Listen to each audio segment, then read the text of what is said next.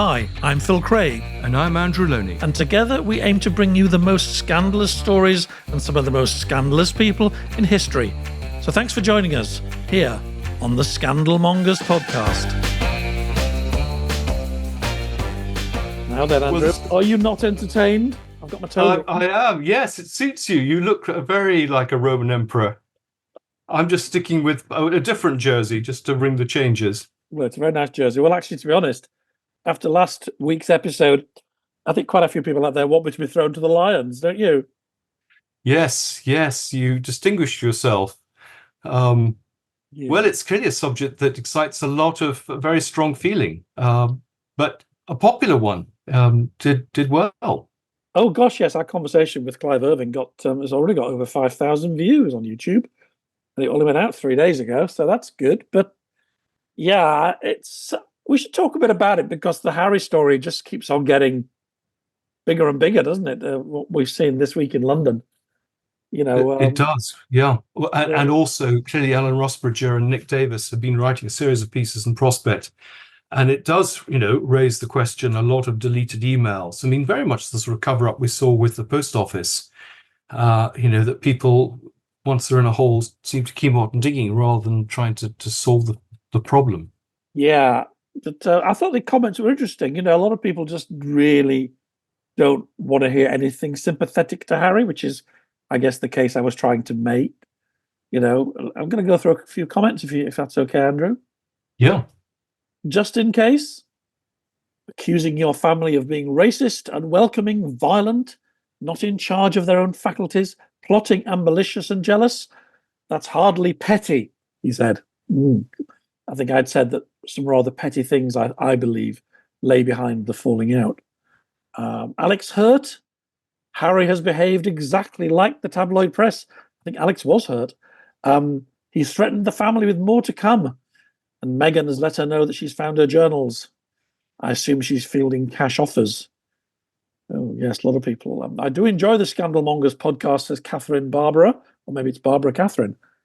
But I'm afraid I switched off after they started talking about why can't they reconcile.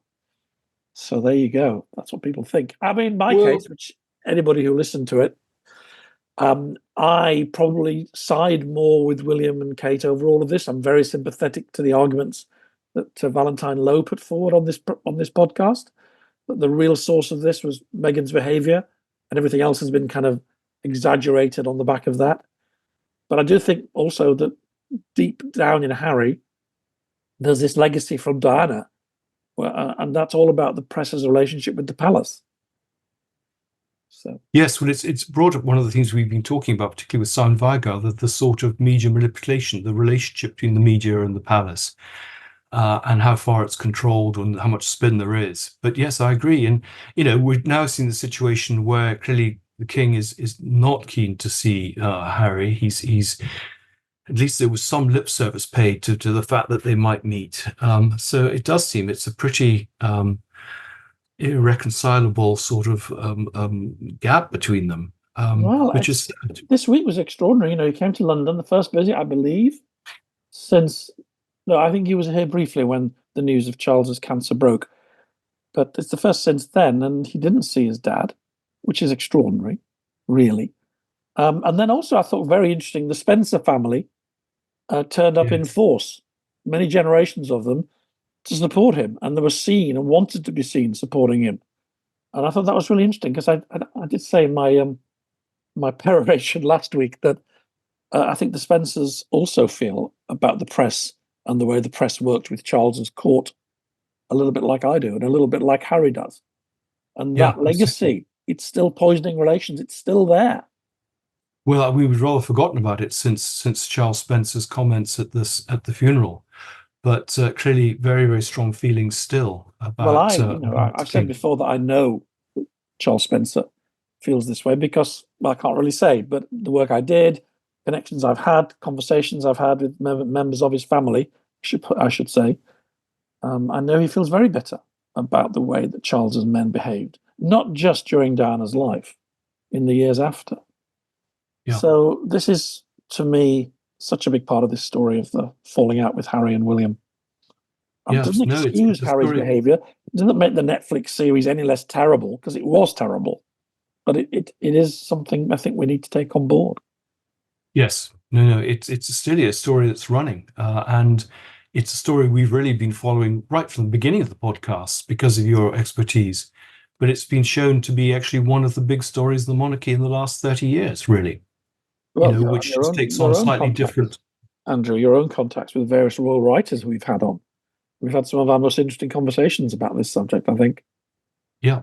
Well, I think the nice thing is we are going to, now you've delivered your book, which I'm looking forward to reading. We're going to be I moving to haven't 2 a delivered week. it. I've delivered a first draft. Yes. First, well, a lot more than I've done. But we're going to move to our 2 a week, and we're going to try and do one royal person a week and one non-royal, I think, aren't Yeah, we? as a kind of rule of thumb, that would be good.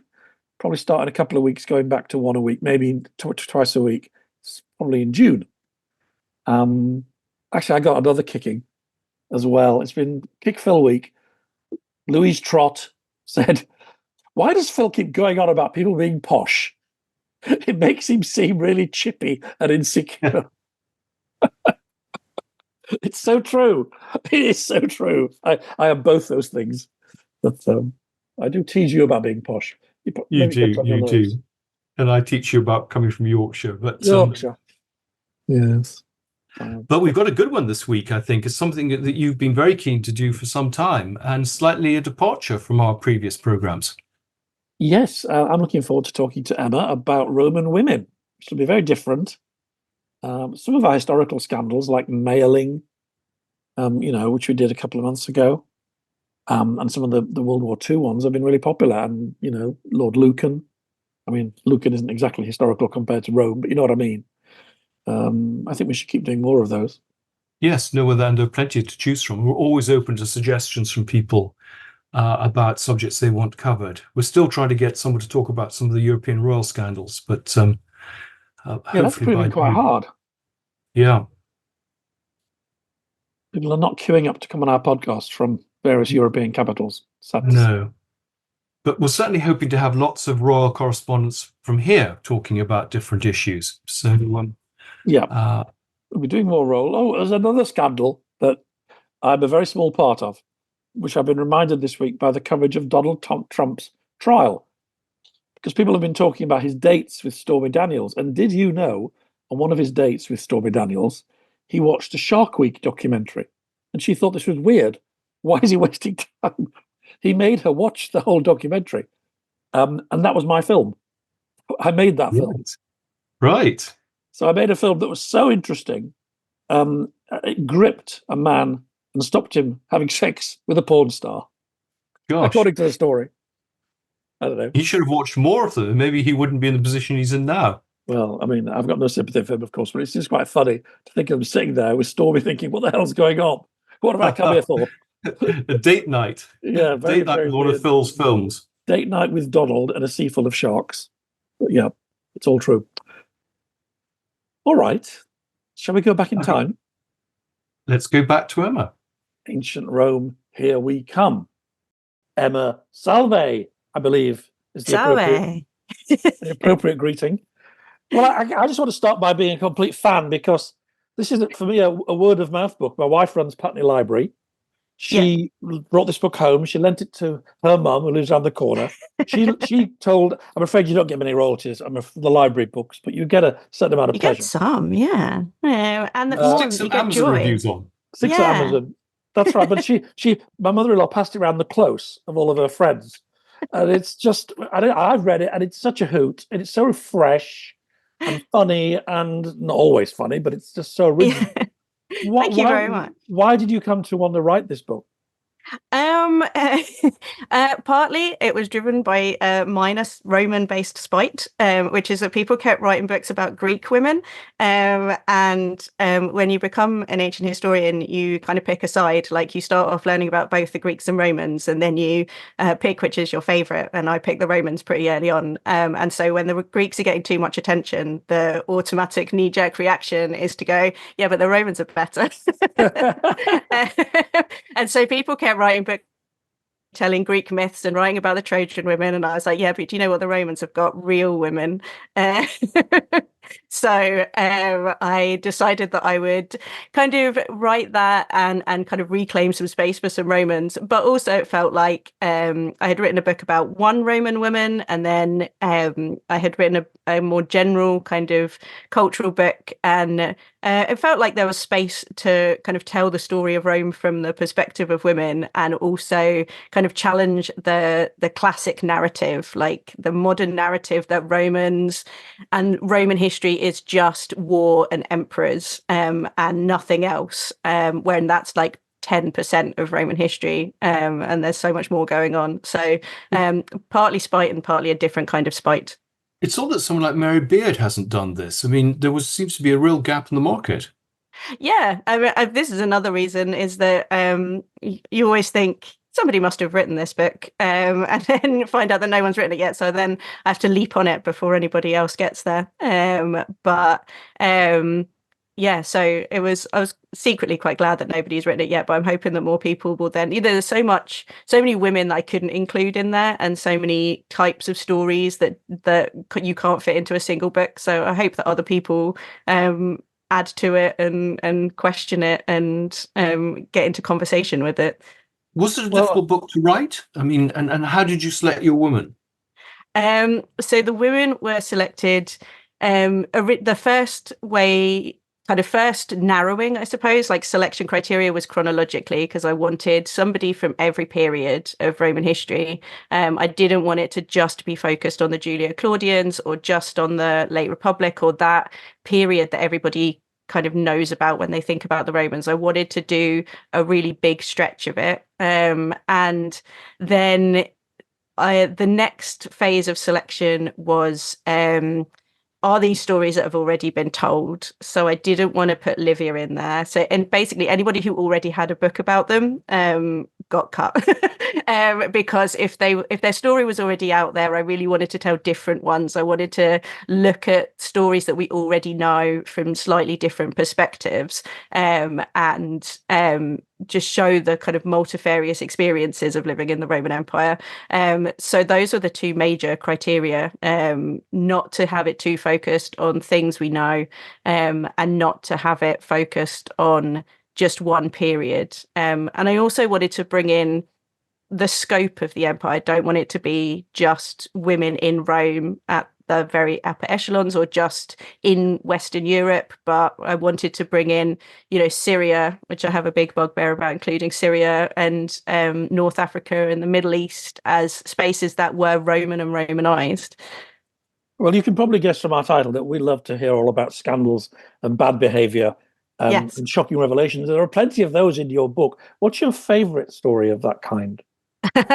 My favorite one is probably the Bacchanalia scandal. I think it's such a good scandal, because one, it genuinely is something that shook like the burgeoning empire. They've only really got control of Italy at the time. It happens in 186, so Rome is just becoming something you could call an empire, and it is this apparent revelation that people are having Bacchic orgies and secret rites at night is really something that kind of drives them to impose control on the rest of Italy. And they genuinely do. We have all of the speeches and the Senatus Consultum, the edicts about crushing it. But the way that Livy tells the story as basically a family soap opera, whereby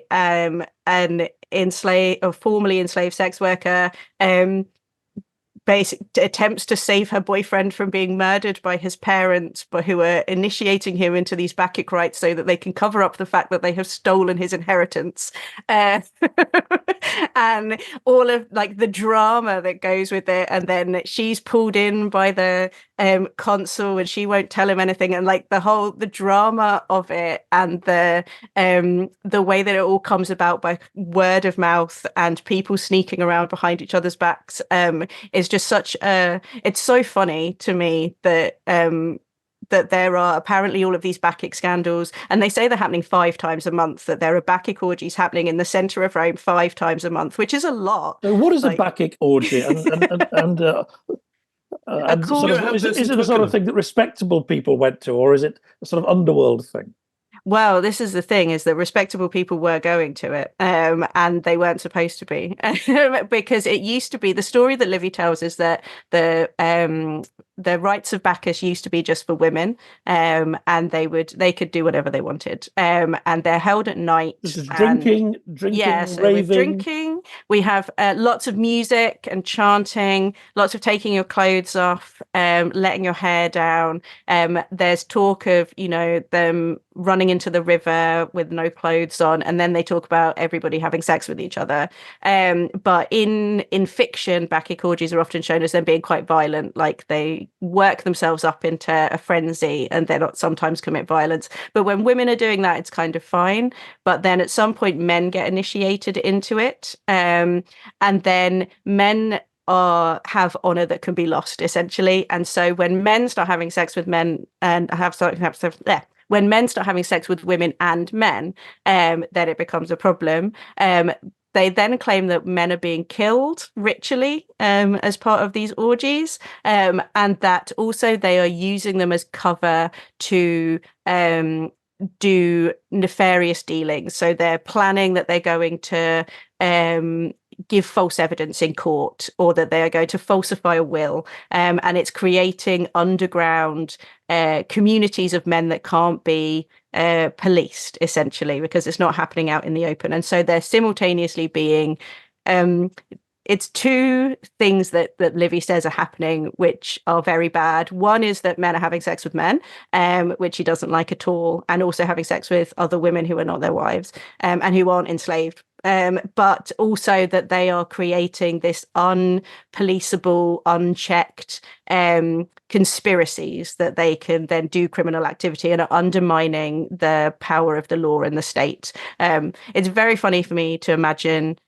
an orgy happening and then two men standing going, okay, so we're going to falsify the will on Thursday and you're going to say that you saw me in court and but that is the thing that really threatens them. If it was just women doing it, there wouldn't be a problem because they don't have any real power, and if it was just sex, it kind of wouldn't be that much of a problem. But the issue is that it is allowing men to talk outside of the usual channels, and they don't like that. Yeah. I mean, for a really good scandal to take hold, you need a communication. I mean, obviously there's word of mouth, but is there anything like a printed media at this time? How are people learning of things and kind of gathering together and saying, have you heard about this or have you read that? How does it work?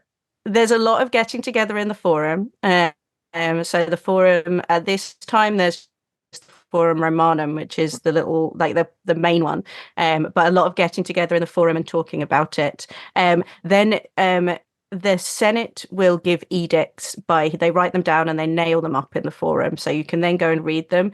And they also then inscribe them on stone, and those stones are sent to every town and every city in the empire. So what the Senatus Consultum that we have, the edict about it that eventually comes about, comes because comes from down in southern Italy, where there were a few of them, and they obviously wrote it down and sent it down and said, no men are allowed to gather at night in groups of more than 6. And I see. So this is circulated. You're not allowed to do. However long it takes people to travel, something decided in Rome within weeks is on the board somewhere in southern Italy or wherever. Yeah, within days, really. Is like in Italy, it's in a couple of days. It will be nailed to a board in every forum, because the first thing they do whenever they move in anywhere is build them a forum and a basilica. It'll be nailed to the forum, and then it'll be inscribed in stone and put up, so everybody can read it, and so they can say, everybody will know. And then it will be the dinner party chat for the next 6 weeks. Will be did you know, did you hear what happened with so-and-so who got arrested for doing X, Y, and Z? And a bunch of people are executed over this. Like a good couple of thousand people are arrested. Many are executed and tried. And it does turn into this has real consequences for people that they do like to enforce their laws. Okay, let's talk Vestal Virgins, because that was my favorite part of the book. And it's a world most people have heard, I'm sure, the phrase Vestal Virgin without knowing anything about who they were, what their life was like, why it was important, and how I'm sure you'll tell us how one of them ended up in a rather awful situation through a scandal. Yes, many of them, more than you'd like to think of. Yeah. So Vestal Virgins are the primary priestesses of Roman religion. There are more than just the 6 of them, but they're the main ones, and they're the only ones who aren't connected to a male priest. And they are initiated somewhere between the age of 6 and 10. So they get put forward by their parents, and they're initiated, and then they do a 30-year term. 30. Yes. So you do 10 years as a novice, 10 years as a priestess, and then 10 years as a senior priestess, kind of training the next generation. And during that time, their job mainly is to tend the eternal fire, the fire of Vesta, which is in a temple in the center of Rome, and they have to keep it burning 100% of the time. Sorry, it's my doorbell.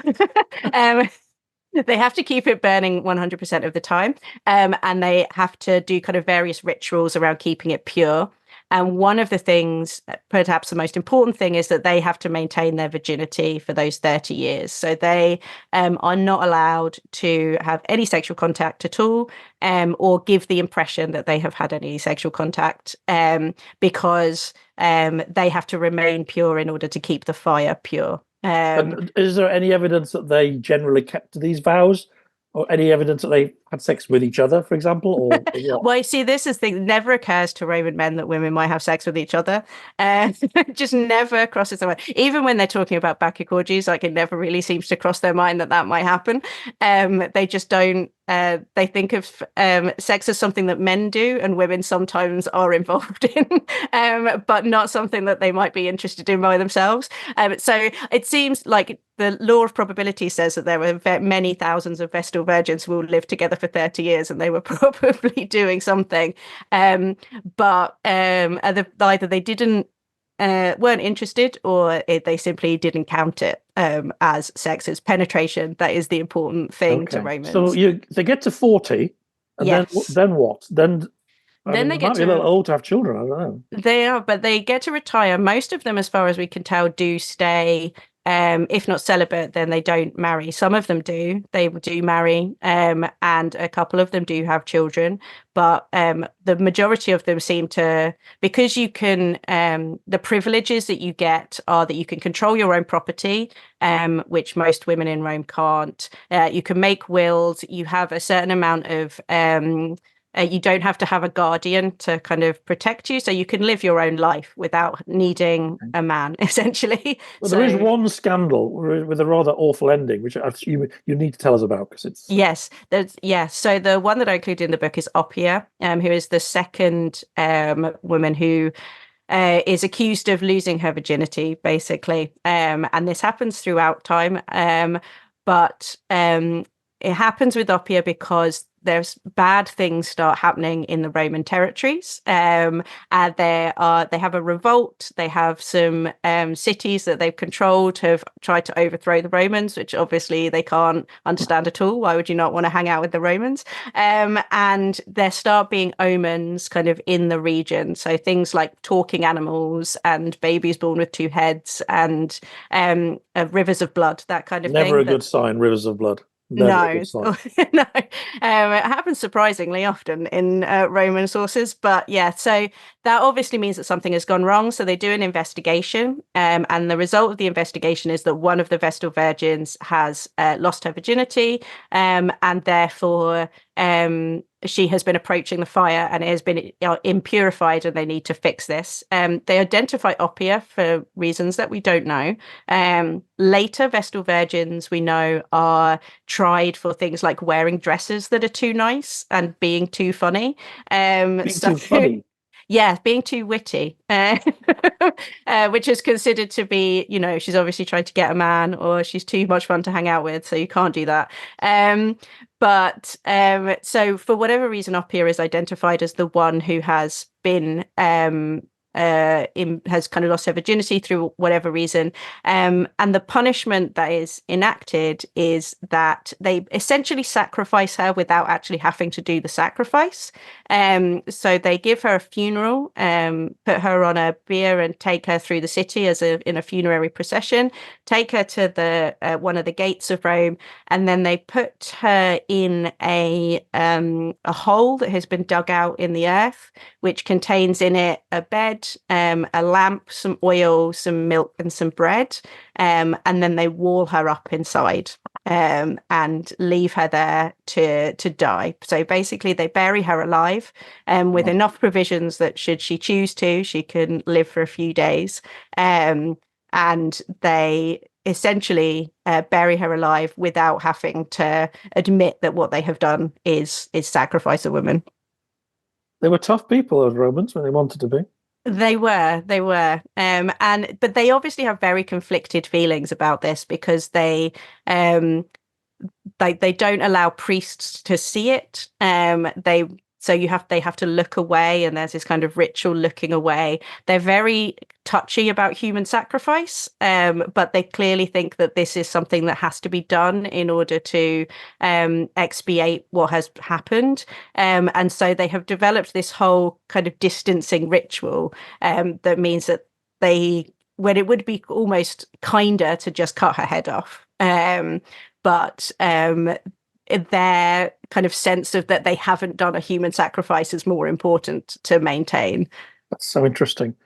Sorry, Andrew, I'm just going through the highlights of the book now, which I just find so interesting. No, I love it where Emma's telling the stories. The Rape of Lucretia, there's a story that everybody's heard of through famous paintings, but you actually explain what it really means.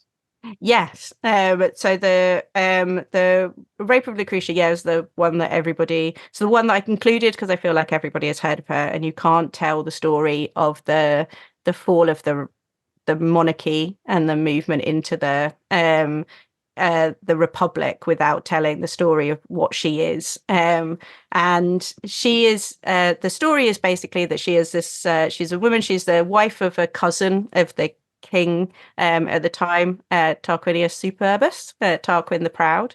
And at the time, Romans are besieging a nearby town, and her husband and his cousins get into an argument over who has the best wife. And they decide that they will ride back to Rome and spy on their wives to see what their wives do when they're not around.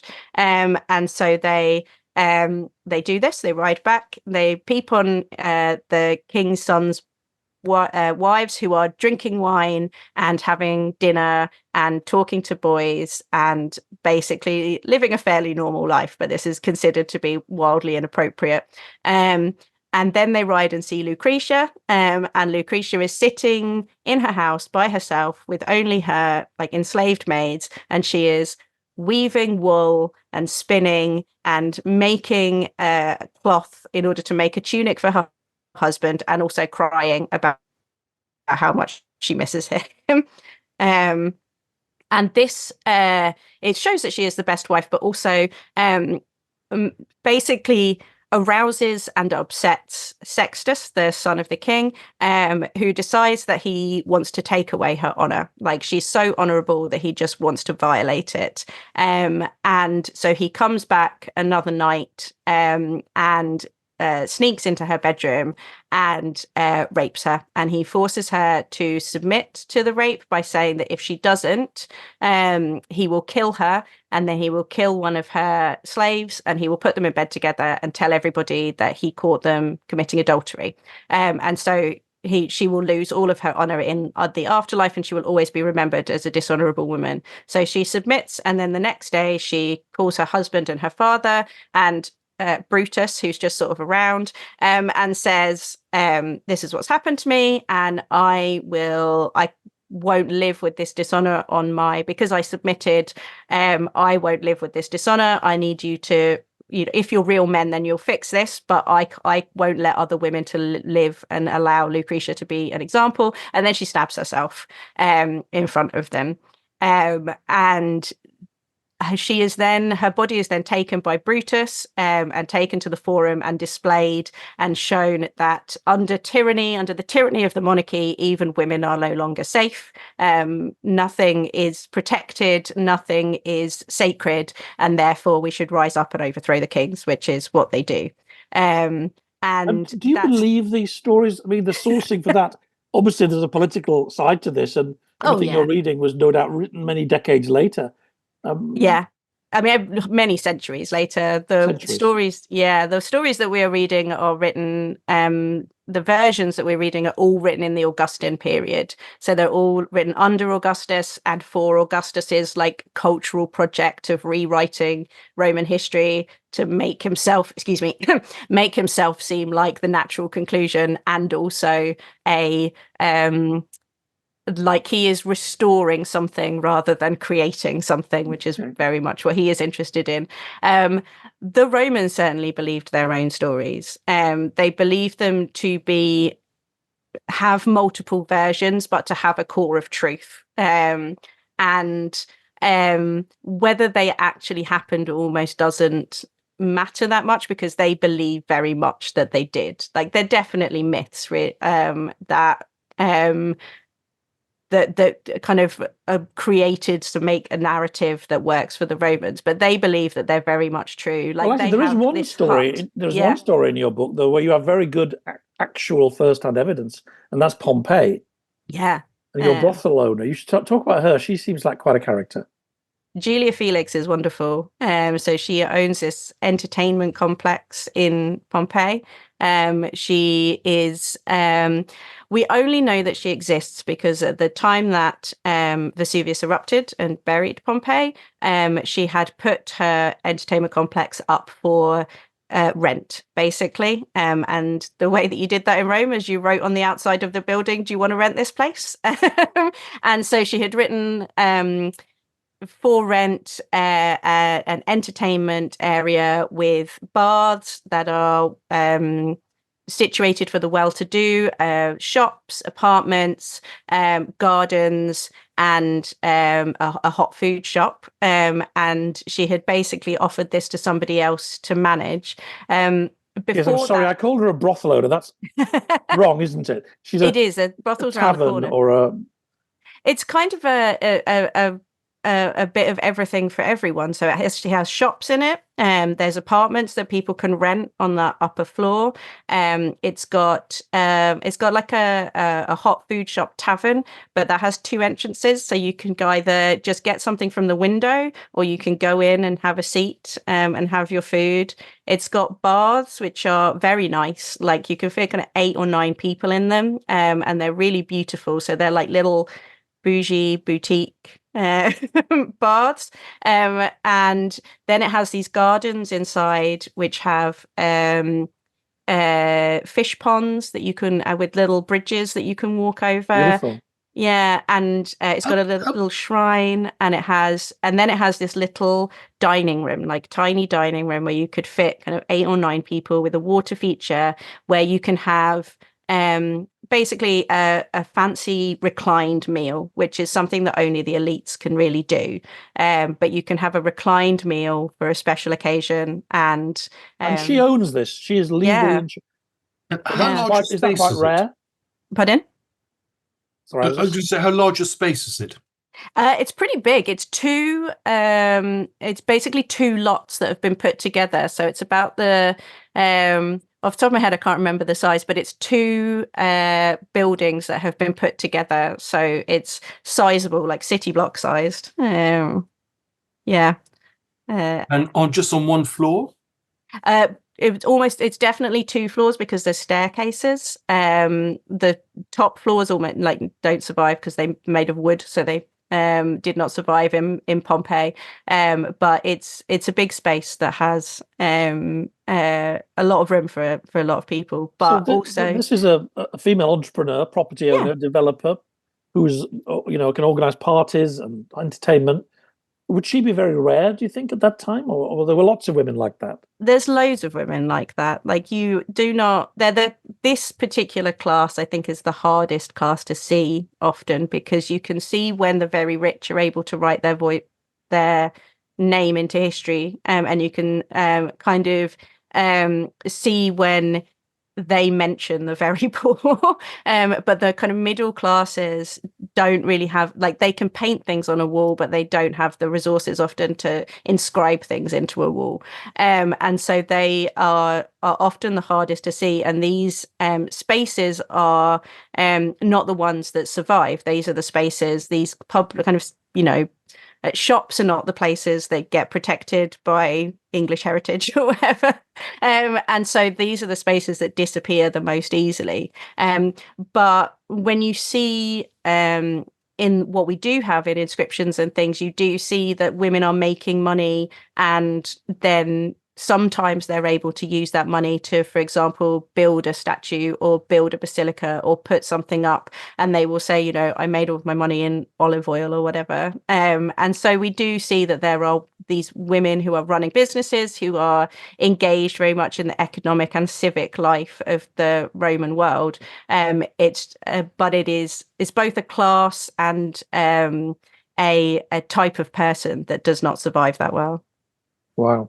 The other thing that really made me think, reading the book, is your account of Christianity.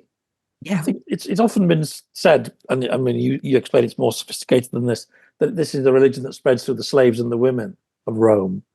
But it's also how weird and surprising Christianity was to these people, how utterly confronting of their own values, and maybe actually the values of every civilization that had come prior to that. I'm just more interested. Are you a Christian yourself? Because I'm not, no. But I think I understand the power of that experience that they had, and I'm very empathetic towards it. I think I'm kind of jealous of it in a little way. Well, maybe you could explain why it was so dramatically new and surprising. So a really radical shift in Christianity is that it diverts the focus of a person's attention away from their family and towards the individual soul, and that is a complete restructuring of what is supposed to be important. And everything up to that point has been focused on the family and the family name and maintaining the family reputation, and is oriented in a collectivist fashion, basically. And as soon as you have somebody who converts to Christianity, and who hardcore converts to Christianity, because all of the martyrs and saints that we have are people who, they were like the fringe hardcore side of it, who believes that their individual afterlife and their personal soul is more important than anything that happens in the mortal world, because that split whereby the afterlife, the eternal afterlife, becomes more important than this life, this physical life, is also a really radical shift. They talked about the afterlife, but it was as a kind of add-on almost. It was something that you would think about, but they didn't really think that you could change that much about your afterlife, and it wasn't something that people talked about a huge amount.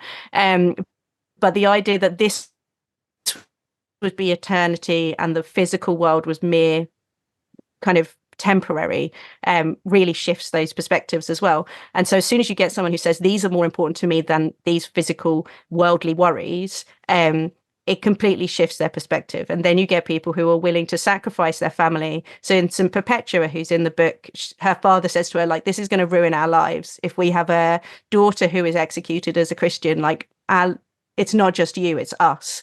And she says, I can't not stop being a Christian. And this is what I have to do. I have to go and be like, sacrifice myself so that I can do what I'm meant to do, so that I can go to heaven. And she believes very much that she is not just saving herself, but she's saving her brother, she's saving other members of her community, and that appeal that her father has, like, don't hurt me, don't ruin my life, just doesn't mean anything to her anymore. And that shift and that taking them out of traditional structures of what is important just completely undermines the Roman state in a way that they don't expect as it starts to spread.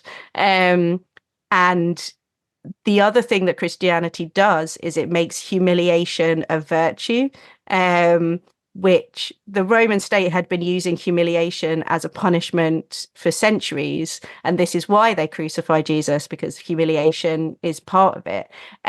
But once Jesus is an icon and something that you can, and suffering as Jesus becomes something worthy, then suffering in the arena, being humiliated, it becomes something that they want. It becomes something glorious. Yeah. And therefore it undermines the power. If the Roman state can't punish you, then it doesn't know how to deal with that. And so humiliation becomes something that can be glorified, and they can say, look at these terrible things that happened to this woman, she is glorious. Then that really reorients how you experience the Roman state. A lot of the women in your book come to pretty sad ends, Yeah. but not all of them. Are there any of them you would change places with, knowing what you know about their world and their lives? How do you think you've done in Roman world? You know what? I think Cartimandua probably has a decent life. She ends up living in Rome, and as far as we know, does all right. Zenobia ends up all right. She gets to go to Rome and live, and she has descendants, and seems to have, like, she tries to be an Augusta and it fails, but Aurelian is surprisingly forgiving for a Roman, and so he lets her just live in Rome and live quite well. So she might be all right. I'd have a go at being a queen, and then when it doesn't work out, you go, okay.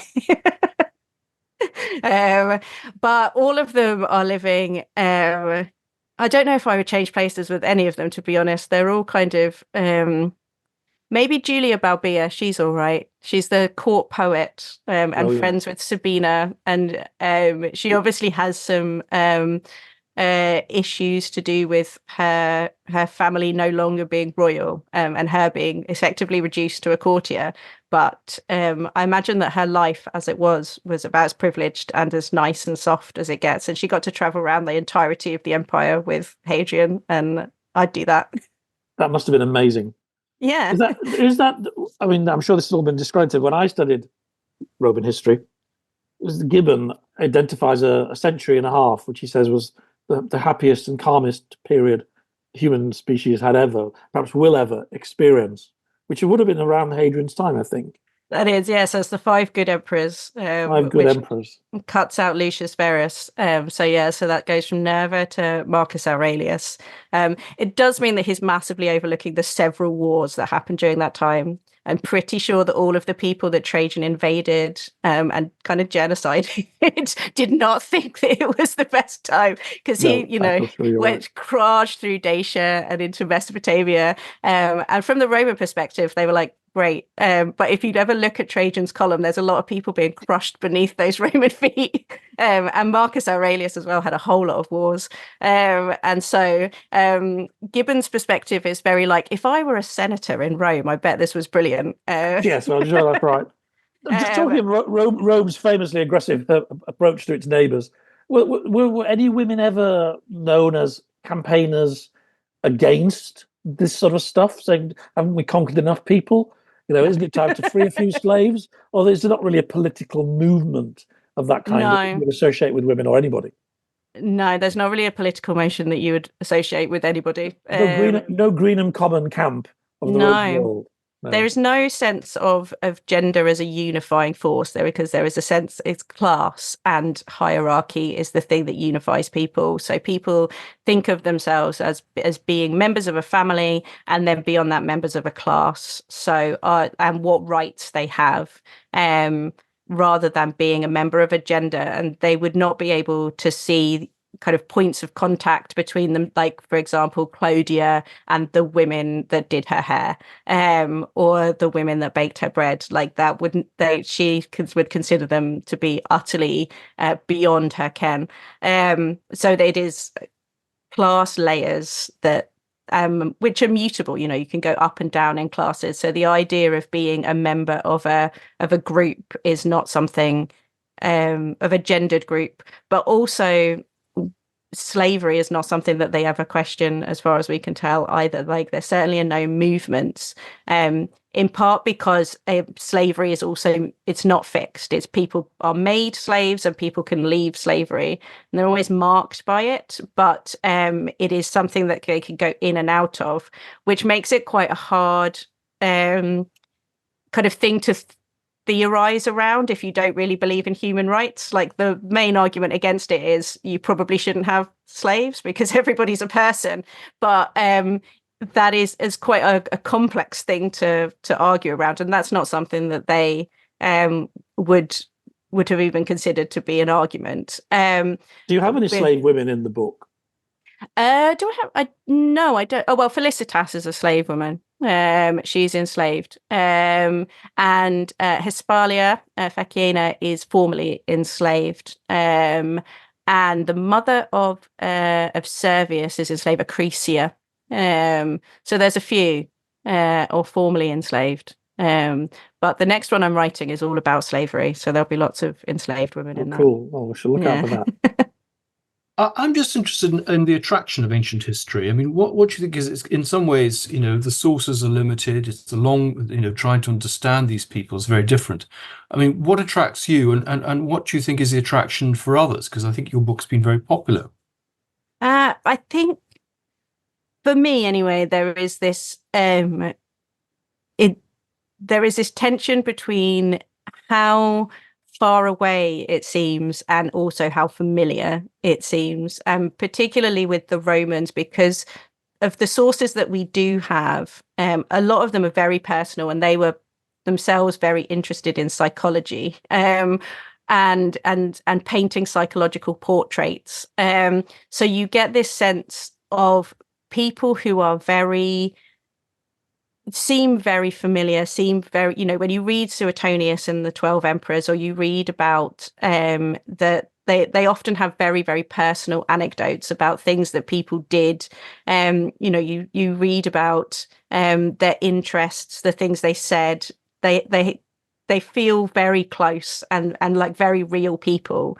But at the same time, it's such a long time ago, and in some ways is so very different. And when we're talking about emperors and wars and things, and there is that tension that is consistently fascinating between something feeling very familiar and very alien at the same time.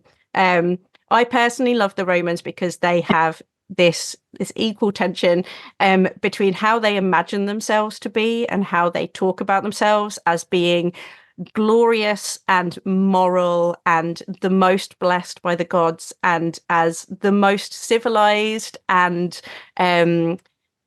a pure society that could ever exist. And they really imagine that their morality is perfect morality, and that they are doing well because the gods love them the best because they are so good.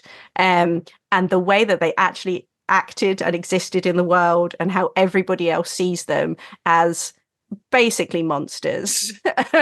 Like, they just ride into the world with a absolutely pure belief that they are the best and they deserve everything, and then just crush everything around them and effectively and place their mark everywhere. And that the brutality of the way that they existed in the world, and the way that they imagined themselves as being kind of angels of everyone's better natures, bringing goodness to everything, is just always fascinating to me, and how they're just unable to see how other people see them. Because you began by saying, people either choose the Greeks or the Romans. Yeah. So why do people choose Greeks? I mean, are there particular characteristics that some people clearly identify with when they pick the Greeks? I think that people like the Greeks because you get much better art from the Greeks.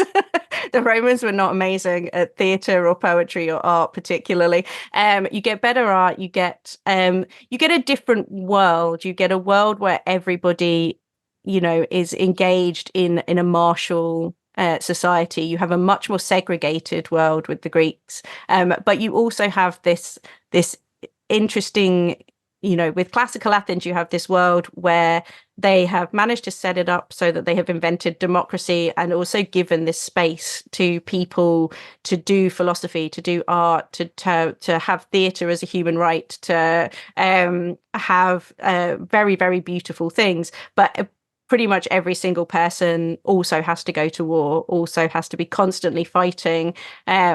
You have these fairly epic battles between empires that you get in Greek history that just are kind of cool to read about. And similarly, you have Herodotus, you have Tacitus, you have the Thucydides, you have these amazing works of literature that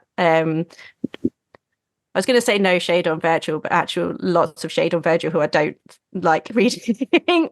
They're much better than the Romans managed. So you get more beautiful things if you hang out with the Greeks. I agree. I don't know if there's any TV interest in your book. There should be. When I was in my TV producer life, and we were pitching history stories, we'd often say, "This is what we call clever pleasure, history that isn't homework."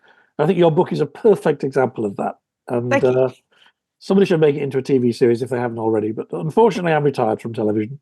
Damn. Like Claudius. Yeah. Yes, indeed. And no, thank you. What a great conversation. One of our very best. And just a completely new world that you open up. And you can tell from just the way you speak that the book's so good because it's got your energy in it. And your Thank you. What are you doing next? So next, so I actually have a book for children coming out with Greg Jenner in October on Roman Britain. So, which is part of the Totally Chaotic History series. So that's a whole new thing, writing for children. And then I'm just starting the next project, which is going to be about slavery in the Roman world and all of how much slavery really underpinned what we think of as the glory of Rome. Gosh, we look forward to that. Yeah. And we will definitely look out for it and maybe have you back. Yes, please do. Talk to you again. Thank you ever so much. And anybody who wants a really good read, this is well worth buying. Thanks, Emma. Thanks a lot. Okay, bye. So, well, that was fun. And I know you enjoyed the book enormously, so it's certainly encouraged. I hope will encourage people to go and read it themselves. It's a great book, and she's such fun, isn't she? I was just thinking when we were talking to her, she's probably the youngest guest we've had, and she's definitely the one with the most tattoos. Yes, right. We need more younger guests with tattoos. We've not been good. Anna Corsi, 97-year-old Anna Corsi, I reckon she has a secret tattoo somewhere discreet, don't you? Possibly, yes, possibly. Mountbatten supposedly had one, and his father certainly had one. So we certainly need more women, I think, on the show. We've had rather a lot of middle-aged men. So yeah, too many middle-aged men, male, pale, stale, just like us. Exactly. But we may be male, pale, and stale. But I have some news for you, Andrew. We have passed 500,000 downloads. Gosh, this very week, and we're adding now, something like 20,000 a week at the moment, which is amazing. That's terrific. People are finding us, which is good. We just need a bit of publicity, and maybe more will find us. And people seem to enjoy what we're doing, and we're still feeling our way to try and give people what they want and what interests us. Yeah, but I hope people can see it's something we really enjoyed doing, and it's great to see more and more people subscribing and checking out the old shows and commenting on the old shows, and even occasionally throwing us a couple of dollars, which yes. Somebody made the point, Phil, can you spend this money on getting a microphone? So I'm going to do that. Or a shave. I think that was Michael Cole. Next week is going to be another slightly unusual show, isn't it? It's Putin, oligarchs, and the threat to free speech, all in one show. Yeah, with really David Hooper top commentators talking about slaps. So this is the way that the oligarchs are using the law to suppress information about them. It's a very difficult subject at the moment. So yeah, something a little bit different, but we hope interesting. And as you say, two top commentators. And I promise not to wear a toga next week. Good. And I'll find another jersey. See you soon. See you then. Bye. Thank you for listening to the Scandalmongers podcast. This has been a Podcast World production. You can get in contact with our show by emailing team@podcastworld.org, placing Scandalmongers in the heading, or via our social media links within the show's bio.